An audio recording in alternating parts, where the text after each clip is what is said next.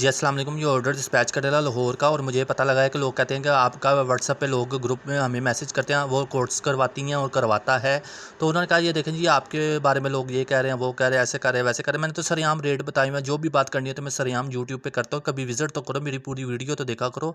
तो तुम लोग क्या सेपरेट मैसेज करते रहते हो, फ्रॉडियाँ करते हो। यहाँ से लिस्ट मुझसे बनवाते हो, कोर्स वहाँ से करते हो, लिस्ट मुझसे पहुँचे, चीज़ें मुझसे पीते हो, मशवरे मुझसे मांगते हो, और बिज़नेस की डीलें वहाँ से खरीदते हो, चीज़ें वहाँ से खरीदते हो।